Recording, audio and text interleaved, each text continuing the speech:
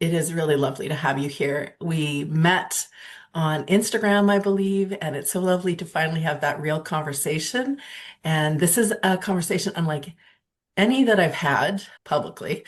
And I think it's such an interesting conversation, maybe a little bit of a bird's eye view of what it's like to know a homeschool parent who also is married to a first responder, what the life is like in that realm. But I want to introduce you to Toni Lynn, who is a homeschool mom turned author. She has her book called Silent Warriors. It's all about how to support our partners in their first responder roles, but also the impact it has on our experience. So, would you first just share with those that are watching us who you homeschool, how you came into homeschooling, and what life is like in a first responder home? I homeschool three kiddos. We've got a freshman, a sixth grader, and a first grader. We're in high school, middle school, and elementary school. We have been homeschooling. This is our eighth year. Mhm. We started out in public school, and then when our daughter finished first grade, she was really advanced in testing and she was struggling a lot. She was getting in trouble, missing out on recess or the fun times because she was talking in class because she was done with her work. And so she was bored, right? And she's social and she wants to talk and she wants to be with her friends. And she's like, why are you people are not done yet? I've been done for 2 minutes. And we had talked with the school, can we move her into different classes? She's testing really high. Like first grade, she was reading Harry Potter. Oh, And nice. so she was like, can I please bring my that book to class? And when they would break into like peer reading groups, she Mhm. had nobody because they Yeah, would put them by where they were testing and of what they course. were reading. And so she never had anybody to read with. Mm. So we were okay, we need to figure out what we want to do. This isn't going to be feasible for the next 11 years of schooling. And we didn't want her to be bored. We didn't want her to get burnt out. We also didn't want her to have to like dumb it down to stay with the crowd. And the schools were like, no, we can't, we don't test for GT until they're third grade at least, and we're not moving her classes. So we looked at, we want to put her in a gifted and talented school. And then I was torn. I was like, no, I don't want everything to be academic. I want her to be a kid. A lot of the gifted and talented schools around here, it's academic. When they come home, it's still academics. And that wasn't how I wanted that to go. And then also, given first responder lifestyle, shift work is hard. So Mhm. when you are tied to a school schedule and shift work, our daughter never saw her dad. He worked weekend graves. And so if he's working when she's home, and then he's home when she's gone, like they were just missing each other. She was having a really hard time with that. She actually said, why don't we homeschool? And I was like, I did not see myself going that direction. Yeah, me neither. And it took me a minute. And then I read a book called Children Are Wet Cement. It was this eye-opening moment for me. It has nothing to do with homeschooling, but it Mhm. was this like the cement is still wet, and I get to determine what this looks like going forward and what shapes their lives. And our reasoning for homeschooling was really rooted in we wanted to raise lifelong learners. I'm a Yes. learner. I love learning. I wanted that academic piece to be rooted in passion and that they would always be learning and evolving and leaning into whatever they want to be leaning into today. That's all about my podcast this week is about that right there, what you just said. What's the purpose of lifelong love of learning? And that to me is like the core, right? Is I am a lifelong learner. I love learning. Mhm. I will take college classes just to take college classes, just because I am always learning and evolving. Not really. Comes in handy as a homeschool parent. Yeah. Yeah. So I've been writing since I pretty much began homeschooling, and I was really recording our experiences. And then over the last 6 years, when I started coaching, I worked backwards to try to look at all the posts that I created and how I could use them to benefit homeschool moms. And I see that what I thought was my isolated experiences, they were not. They were definitely across the spectrum, no matter where we're at, no matter what we think about life, or if we have a faith, or if we don't have a faith, or if we speak English or if we speak Spanish, it doesn't matter. We very much have very common similarities. And one of the ones that I rarely hear discussed is about how if we're partnered, our partner's world, their atmosphere, their experience is affecting our world. And Mhm. every single time it is. And I know that you and I have chatted behind the scenes about what it's like to be married to a first responder. But I would love to hear what was your experience or what has been some of the experiences you've had with a first responder life. The night shift, check. I know that one. And Yeah. also the, hey, where's dad? Probably at the hospital. Or dad's leaving. No, he's just going to the bathroom. That has been our experience too. Yeah, it's Yeah. hard. There's definitely the challenges, right? And there are moments when I feel very much alone, right? I'm carrying the whole weight of the house. The Mhm. academics fall on me, Mhm. and there was a period of time where I think I put all of my who I am and my passions and dreams aside. His Mhm. job is more important. And I'm a mom, True-ish. right? And I've Yeah. got that comes first. That's supposed to be my number one priority, right? And so if I'm a mom and I homeschool, then that I have to give everything to that. Mhm. And I'm undoing a lot of that. Not that those aren't still, yes, my kids are still my number one priority, but I can do that and do this at the same time. And I'm a creative by nature, so I lean Mhm. into that a lot. I oftentimes write our curriculum. So a lot of that felt really heavy a lot of the times of I have to do all of this.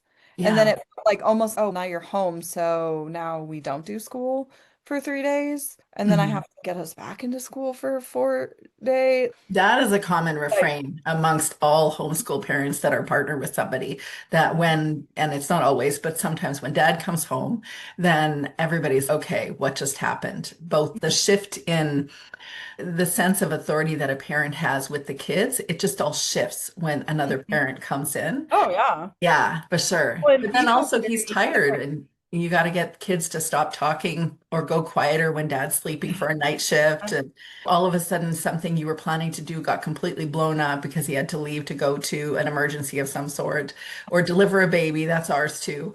But yeah. Yeah, and for a long time in the beginning, my husband and I had very different takes on homeschooling and Mm, very different views of education. I tend to be more of the unschooler.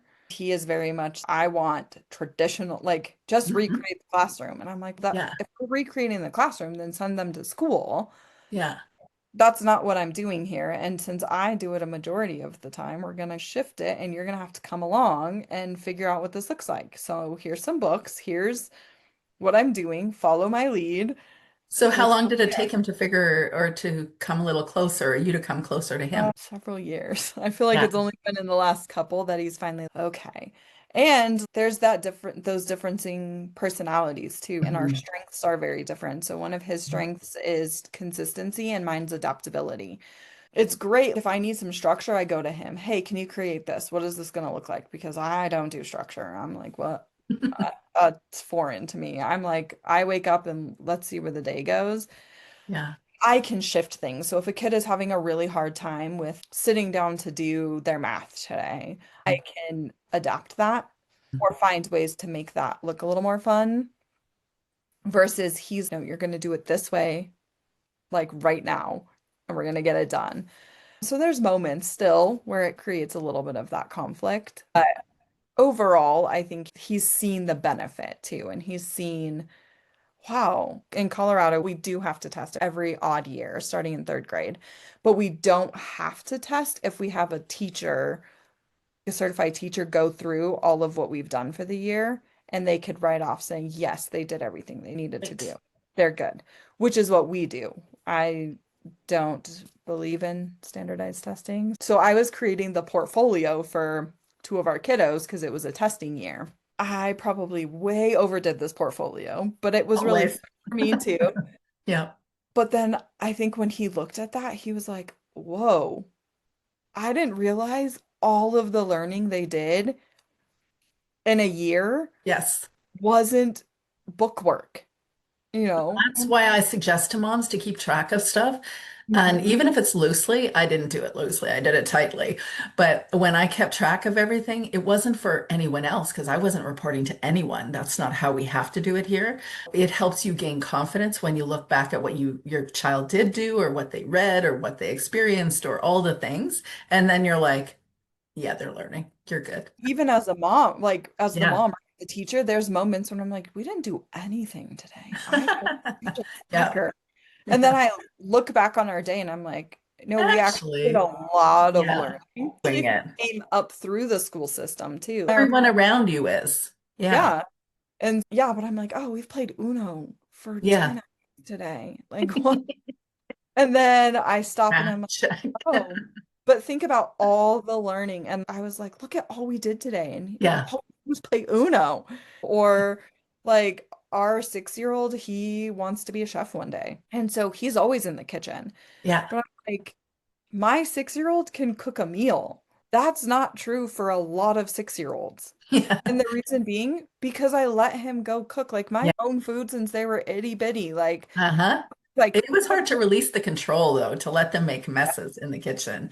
But as soon as you can do that, or let them make mistakes, no, that is definitely too much baking soda. But when they make that mistake once, they don't do that again. When you're like, you know why it tastes like soap? Because that was too much baking soda. But when they make the messes, it is hard to endure that. But I've got kids now that make full meals. They could make Christmas dinner without me. And of course, my kids are all grown, but you give them that capacity early on, then by the time you burn out from wanting to be in the kitchen at all, and then you're like, oh, good, somebody else can cook. It's not just oh, I mac and don't. cheese for life. So I'm Yeah. curious what the conversations are around your kitchen table when dad comes home from work, or the kind of conversations you have when you're going for a walk after he's decompressed. Sometimes I listen to conversation, I'm like, oh, our poor children, are they gonna be okay? Our family is a very open family. So no conversation is off the table. Yeah. Obviously, we cater those to age appropriate conversations. What does that mean? Because I'm not kidding you. We have had conversations about baby deliveries and Oh, forceps, right. and also when they're in single digits. Like Well, yeah, truly. and yeah, that's the when you do have a first responder family. My husband was involved in an officer involved shooting. So that's a really big Yeah. thing, pretty traumatic on the whole family. Mhm. When I'll never forget that next day when, because it happened at night, so our kids were asleep. The next day, we're meeting with each kid, having Mhm. conversations at their level Yeah. that looked very different on ages. Mhm. But like with our daughter, it was, what is going on? Who died? Yeah. Like she knew something was happening. And so those conversations also look different with her. So those conversations with her look really different compared to our 6-year-old. Yeah, And of at course. the time, he was 4 in Mhm. preschool. He's Mhm. oblivious to the world, right?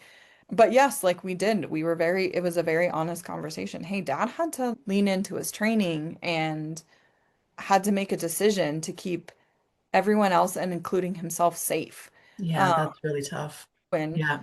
so we do have those conversations. What does that look like? What tell me the It's story. probably to a family that doesn't have this experience. They're like, this is fascinating and also really hard to imagine being Hmm. in that world. But I can't tell you how many times my kids have heard stories of somebody died, or somebody tried to attack dad because he's in a merge, or he got into an ambulance to zoom somebody to another hospital, or all sorts of stuff. But the mortality challenges, like all of that, has been normalized for us. And Yeah. you could say you want to shelter the kids from that, but that's not possible. It is not possible. And like the reality is I don't want to shelter. Do I want to maintain their innocence and their Yes, childhood? absolutely. A hundred Mhm. percent. But Like also, with our preschooler, he still has no idea to this day that happened mhm, because he's 6. yeah. He didn't need to know when he was 4 what we were walking Mhm. through. He was just stoked that dad was going to be home for a few weeks and they could do Legos all day. Right. Mhm. Yeah, that's what we're gonna do. And it's different per kid. Like I remember we sat down with a psychologist right after the shooting to be like, okay, how do we navigate this with our kids? Yeah. I threw everything she said out the window because it doesn't align with our belief as a family of honest conversations. Nothing is off the table. Nothing Mhm. with dad's job. You have a question about how babies are made. Let's talk about how babies are made. Like Mhm. Yep. obviously, I'm not going to go into the all the mechanics of that with a old. We did a couple of rural African volunteer stints, so a number of months in two different places. And our kids actually got to join dad in the OR. He does anesthesia, or he did anesthesia for a long time. All the kids got to dress up in greens, even though some of them were like literally swimming off of them, and then go into the OR with me. I did nursing before, so this wasn't a shocker for me. But going into the OR and then get to watch open abdominal surgery, or there were 5 or 6 different things they saw on one day, and then they did a bunch of rounds with that at different times. But these experiences do make it feel a little more real. And yet they're still kids. They had an experience that was way outside of what their peers may have experienced. When dad was really down because a baby died or someone died, and there's just the inevitable emotions of that, then there is a, whoa, what's going on processing thing that you have to do with your Right. kids. And I think the beauty of that is that first responder kids are resilient. And I have a Mhm. love-hate relationship with that word. Yeah, me too.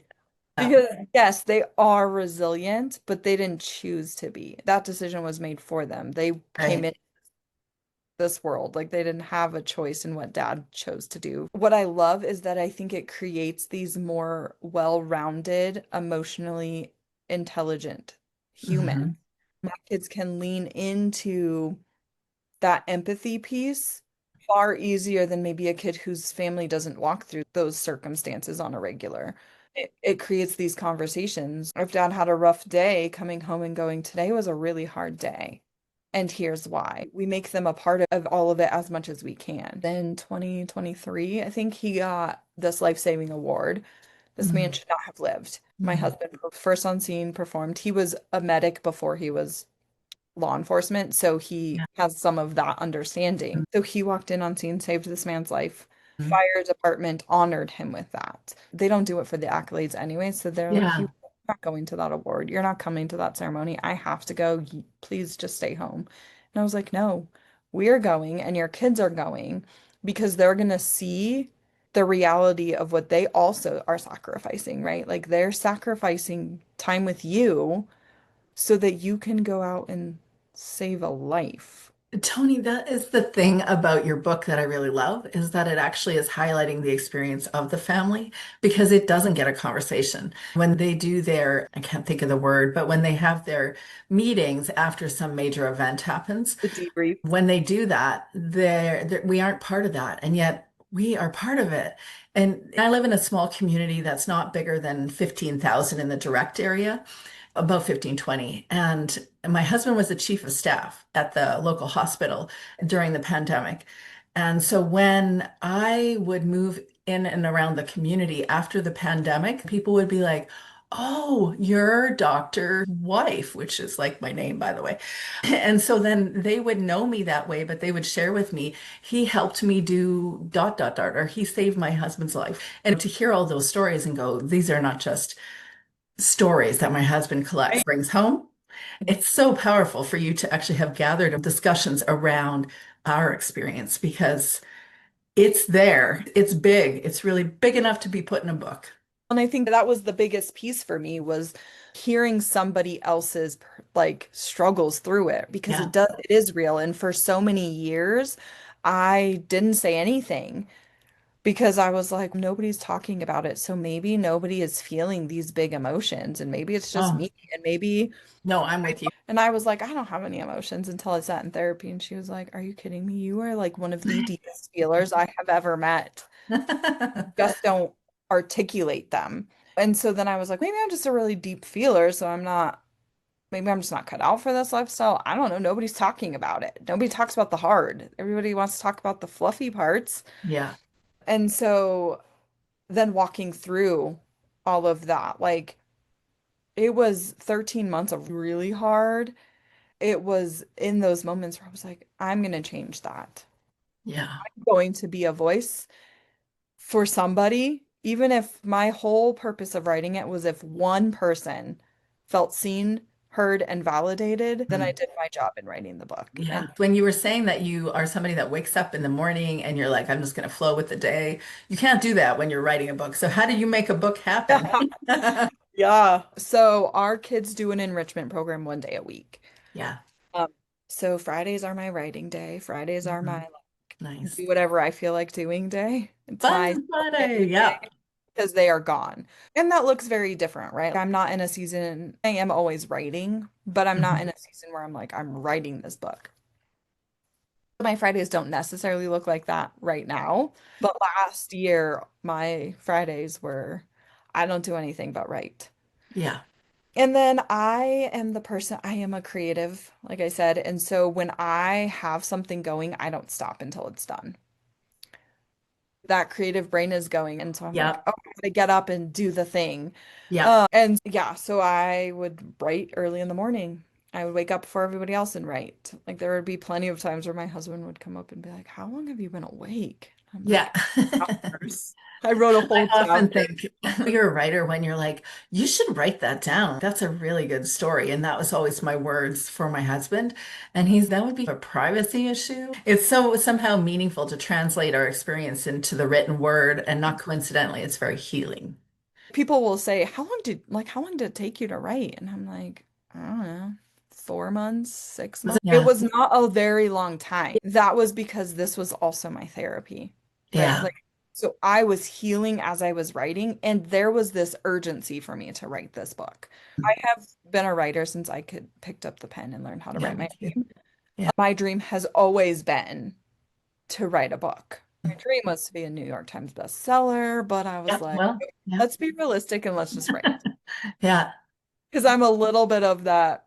I say I'm a recovering perfectionist because that would creep in, right? And I'd be like, if I'm not gonna go big, then I'm not gonna do it at all. And so I had to reshift a lot of that. My littlest one was probably the biggest reason I wrote the book Mm. because he would say, "What did you want to be when you grew up?" And I was like, "A writer." He was like, "Yeah, you should Mm. do that. You should write a book, Mom." I'm like, "Okay." Oh. Like he was championing me the whole way. He like looks at the book, it'll be sitting there or I'll be signing copies and he's like, "Mom, like you wrote a Uh-huh. book." I'm like, Yeah. I and then the other day he goes, "So next year, are you gonna write book number two?" I'm like, Yeah. we'll see." But yeah, so that one was flowing. Like there was this urgency and there were things happening with people around me in first responder world that Mm. I was like, okay, it's time that I get this out there. And I remember talking with my best friend about like in the thick of it, and she was sharing a story. I talk about it in the book, but she was sharing a story of when she had a miscarriage. And so she was talking about the most healing thing for her was reading other people's experiences. Absolutely. Me too. That happened to me too. Yeah, I Yeah. agree. Yes, because Mhm. sometimes that's what we want, right? Is just this like little bit of, oh, you get it. But I don't Mhm. have to talk about it. I don't have to try to figure out the words that I need to put to the experience, like somebody, or we don't have the words. We don't know how to put them into words. And Oh, somebody it's can, powerful when you can put it into words. yeah, Sometimes it's the hardest thing in the world to actually get the feeling into words that feel like they truly resemble what is experienced in you. That's why I've written my memoir like 6 times. Somebody recently asked again, so when are you going to publish it? And I actually don't need to self-publish that one. That one's either going to get published in the traditional route or it's not. And my work that I'm offering in coaching is, I feel like, the full expression of the healing element because I'm able to walk or guide other women in that journey. It's all about getting clear on who you are and why you're here. And because of the invisible load of motherhood or womanhood that we have in our culture, not even just the invisible load of what it's like to be a first responder partner, but all of the load of motherhood or womanhood makes us not see ourselves. But then when you have what my experience was in childhood trauma is really not even knowing who I was or seeing myself as a person because I was so absorbed in the unhealthy family cycle. And so then I didn't know myself. And so now I walk alongside women to help them move from what was confusion to clarity on who they are. And for me, the memoir matters, but it doesn't matter as much as helping other women experience what I've experienced to move into that real awareness of themselves. Writing is powerful to get really clear on what it is we think. So, has it really shifted how you see yourself? I would say yes.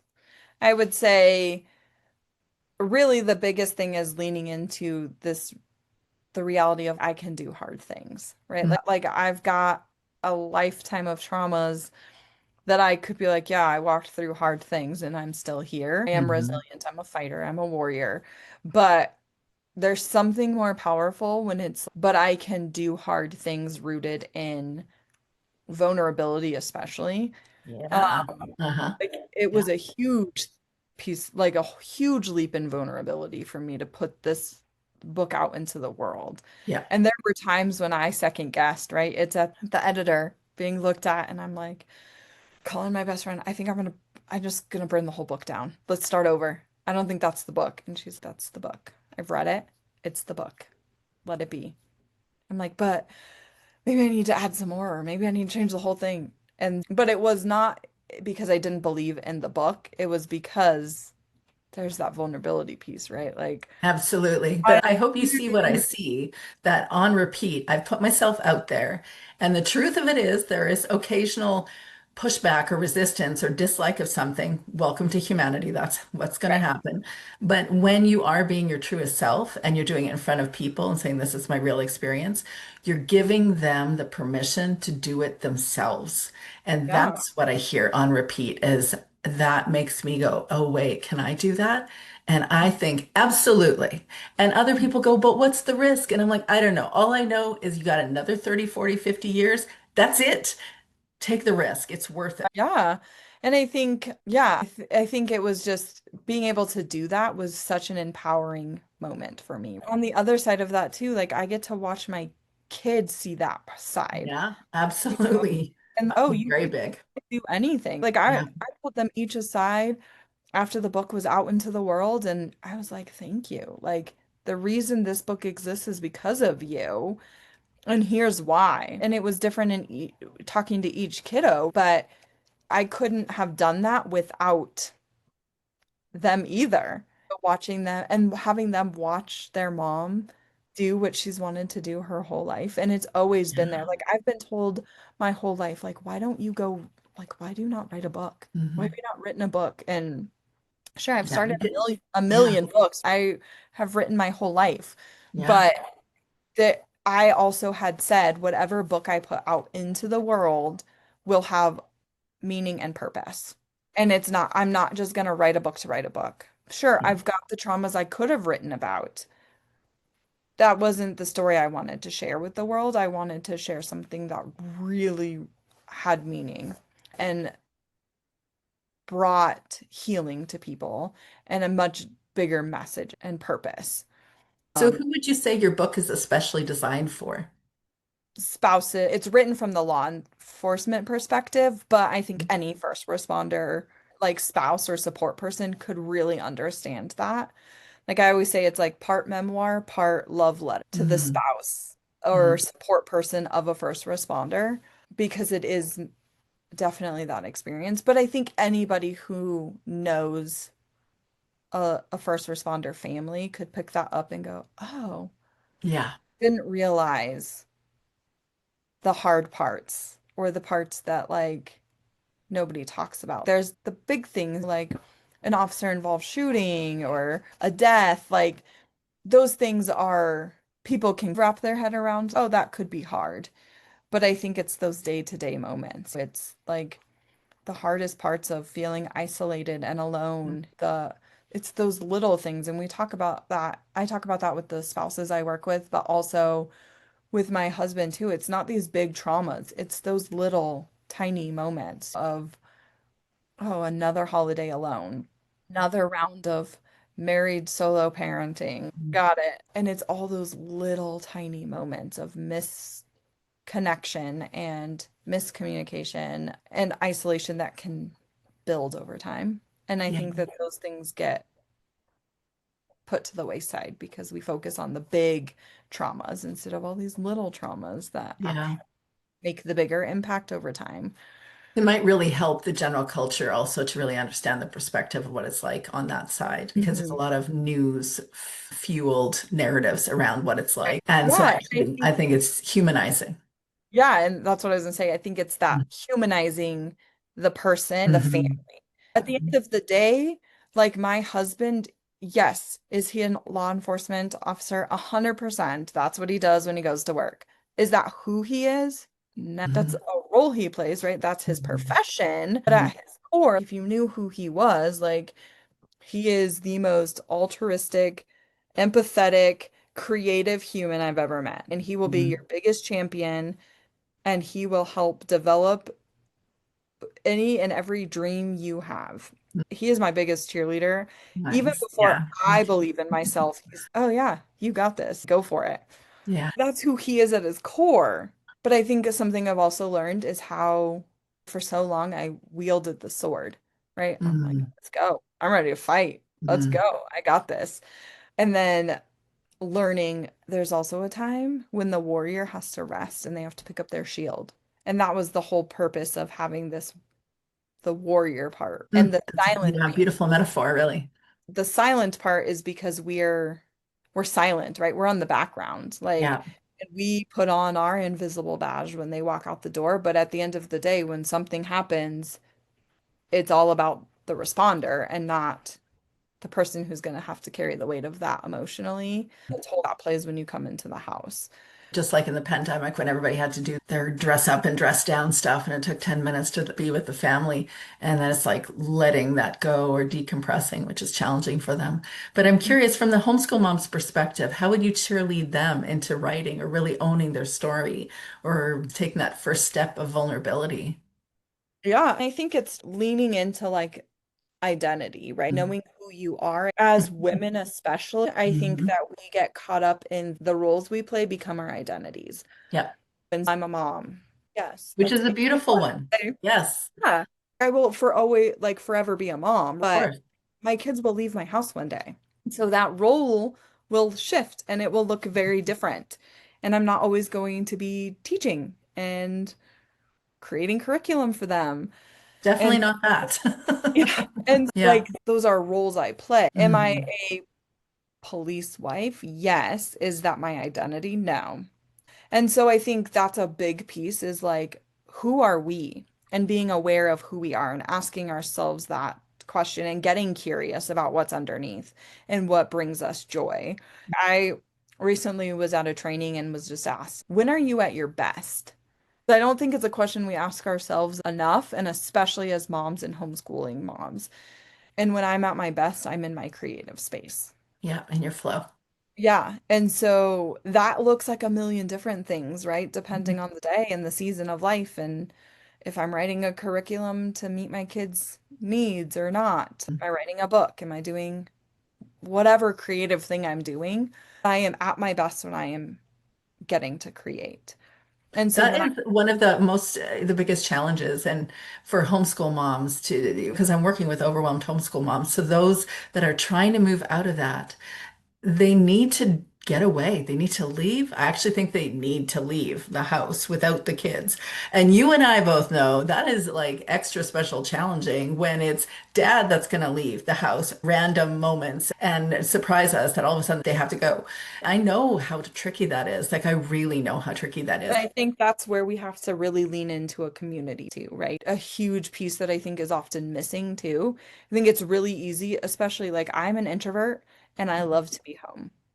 Yeah. That can get challenging because that can also mean there's a little bit more of that isolation piece. And I have my middle kiddo is me 100% in personality. And but Yeah. he would if he didn't have to leave the house, he'd be completely content as well. He Yeah. does. He's got his outlets, right? But we love to be home and just quiet. So that can get challenging. We had to lean in and go, okay, where's our tribe? Yeah. Where's our community? What does that look like? For me, it's very important that my kids do the enrichment program. They get to go take this awesome class. Like my kid last year took an entrepreneurship class where he had to Mm, nice. do all the stuff that comes with a business. He had to Yeah. create a business, all the le expense ledgers, had to create an actual product, sell the product at school. Yeah. Those are things that like he we could have done here, but it wouldn't have been as Yeah. memorable. He was doing it with people, right? But the biggest reason we do a enrichment program is because I need that day. That's a really good reason because it's going Like, to keep the boat afloat for a long time. yeah, and learning to adapt and shift. The thing I love about homeschooling is nothing is set in stone. So what I Mhm. do today is not what I have to do tomorrow. What we do this year is not what we have to do next year. And I reevaluate often, Mhm. probably yearly. Okay, Like last year when I was writing my book, I didn't create any curriculum.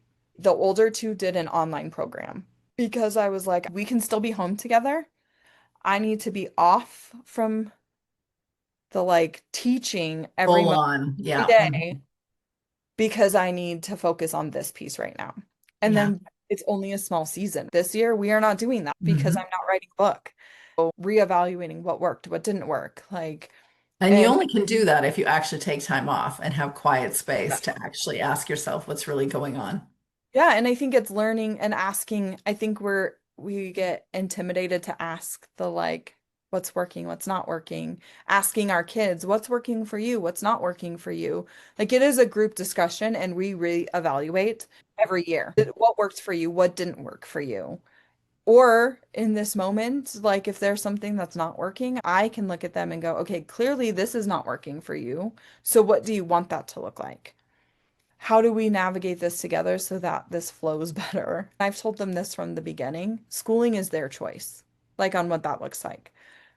If that means at home, we do it at home. If you need structure, we do structure. If you need a little bit more of that unschooling approach, that's what we do. If you want to go to public school, you can go to public school. Like I'm not, it's whatever is going to be best for you. This is your experience, not mine. And so, like our two older ones tried right after COVID, tried public school I think that was a common thing right then. Yeah. just because they were like, I want to try this. Yeah. And I want to it go see had humans shifted. again. Yeah, and it had shifted Yeah. like how we did schooling, Yeah. right? Because like I remember everybody was like, "Oh, having your kids home is probably no different." I'm like, "Actually, it changed everything on how we do schooling. We were on field trips regularly. Yeah. Now Exactly. our house. And so our community is different. Like all of that looks different for us too. But our middle kiddo lasted maybe a month. And then he was like, nope, not doing it. And I wasn't gonna force it. I'm like, that's totally fine. Come on home. We'll figure this out.